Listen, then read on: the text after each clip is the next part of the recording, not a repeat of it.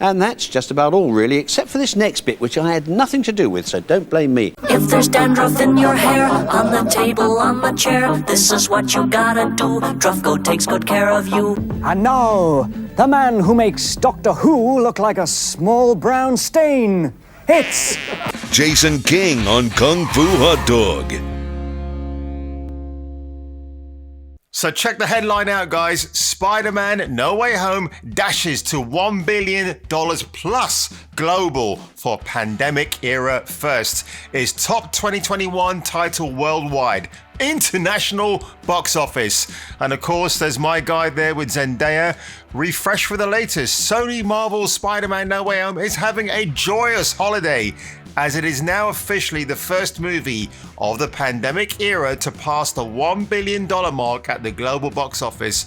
I might want to remind you as well that when the first Spider-Man came out in 2002, it beat The Two Towers, Lord of the Rings, a worthy sequel, and Attack of the Clones, Star Wars. It was the #1 film in 2002, ahead of those movies. Can you believe that? It's unbelievable, man. Sony, when they turned this superhero into an actual live action dude, I never thought it was going to happen. And you know what? Marvel Comics selling off their most valuable IP to Sony back in '99 for $7 million. Yeah, back then, that was a lot of money, kids. So it just makes me laugh now, like all of this has happened. And Marvel and Disney will not be able to salvage their mistake. They can't, because Sony knows that whatever kind of Spider-Man movie they do, it's going to make lots of money. As long as Sony stay on the course of what they're doing now, you know, if it ain't broke, don't fix it, then that'll be fine by me. So the worldwide gross through Sunday is $1.5 billion, which makes this installment Sony's #2 film of all time, but only behind Spider-Man Far From Home. Now, I've got to say something here quickly, guys, because this might surprise quite a few of you, but honestly, I do believe that Spider-Man Far From Home is actually my favorite of the trilogy. Yes, No Way Home has great moments. It's got great fan service. But when it comes to, if I had to pick out of the three of these movies, I do like Homecoming, but Far From Home, it just stuck the landing for me. It just had the right amount of comedy.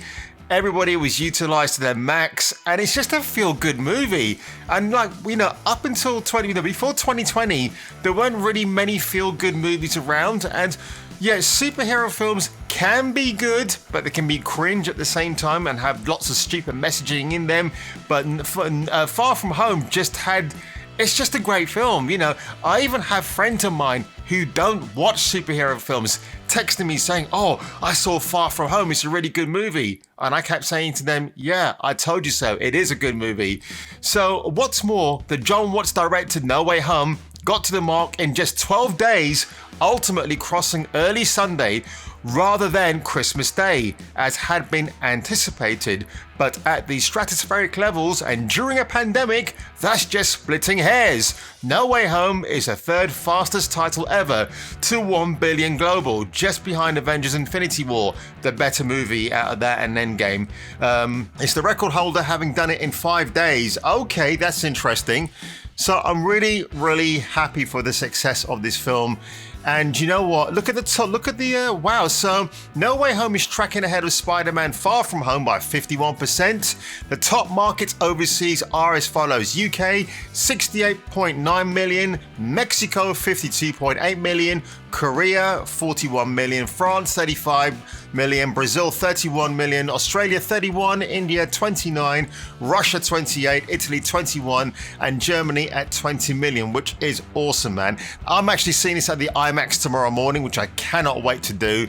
And you know what? This kind of reminds me of film going in the 80s and the 90s. You were so amped up to go and watch something because you read a paper review of it. You remember, newspaper reviews of a film that amped your excitement up? Remember those days, right before the internet?